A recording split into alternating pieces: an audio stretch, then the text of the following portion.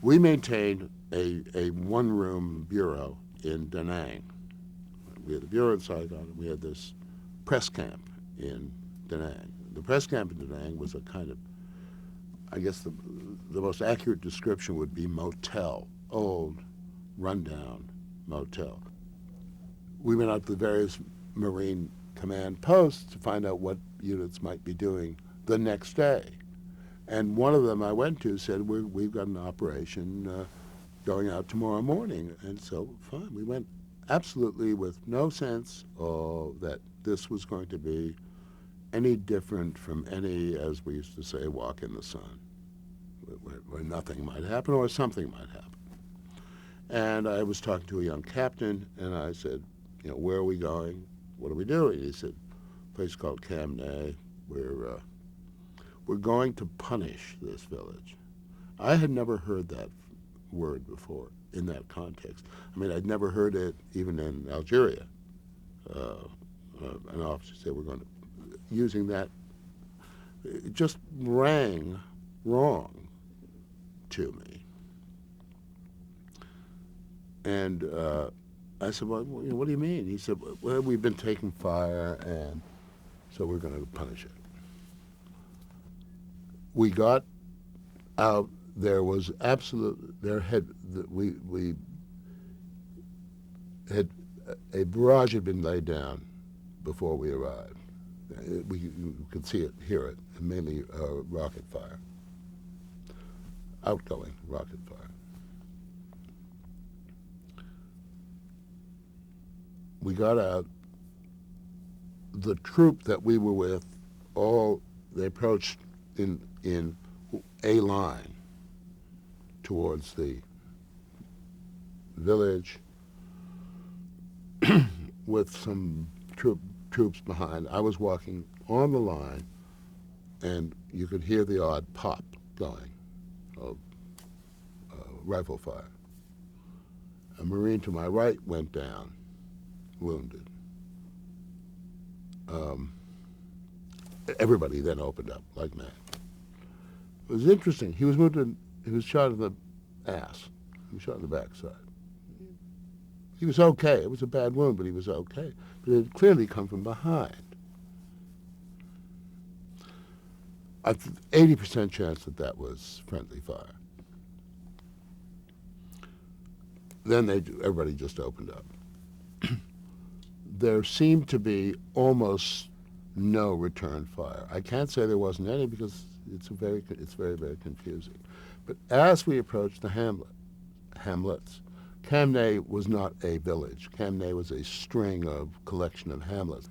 As we came in to this particular Camnay, and you can see the other Camnays there, guys started lighting up with matches, with lighters, with flamethrowers, lighting up the roofs of the houses. And to my right and to my left, I could see smoke rising from these other Camnays. I had been on search and destroy operations where they've gone in, they've searched houses, or they've found bunkers, they've found residue of military occupation, and they bulldozed down those protective structures or burned them. It happened. And they would find a cache of either of guns, of ammunition, and of rice bags that were clearly there to resupply Viet Cong or North Vietnamese troops. This was just a hamlet. There was no evidence of anything. Nobody found anything in there. But they were just clearing people out as they found them. The place was empty of anyone young, mainly old men, women, and children. And they were clearing these people out and torching their houses. It smelled very wrong. This was not like any operation I had ever been on before with American troops, or with any troops anywhere, quite honestly. At one point, the Marines in 2 or 3 different positions had their rifles. Guys were taking cover, held their rifles pointed at a rather large, comparatively large, hooch, as they called it, cottage. Mm-hmm. A lieutenant was calling up a flamethrower. The guy, flamethrower, right down, was about to light up. Hatu Khan got out in front and said, no, hold on. And you could hear voices coming out of this. So Khan and I, and then the lieutenant, come up to the door of this place, which is empty. You can see some cooking pots and stuff and remains of a fire.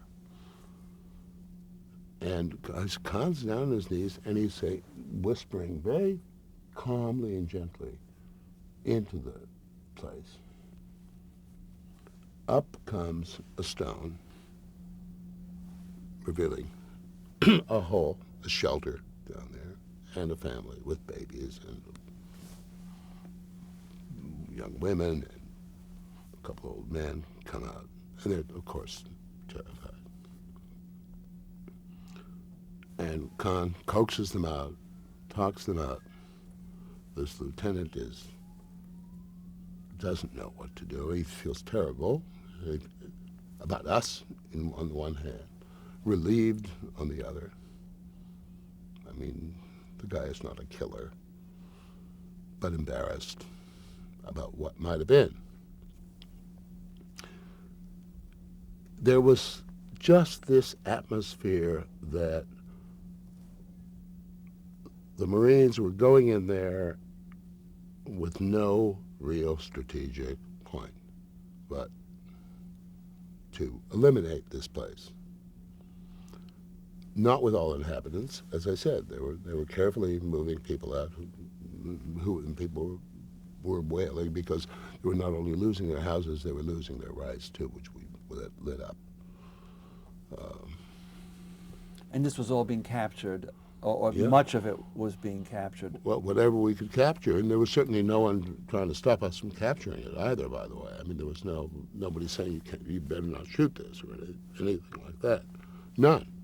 I wrote the piece. A lot of that, it was ad lib, because I didn't expect to find what I found, so I was ad libbing my way through this. Finished it, filed it, sent it to Saigon. I called Saigon. We had a military phone, so because the communications were terrible. The civil communications were almost non-existent. Mm-hmm. We had a military line, that wind-up phone. And I dictated a cable back to the Bureau to be sent, Saigon Bureau to be sent, saying what I'd seen.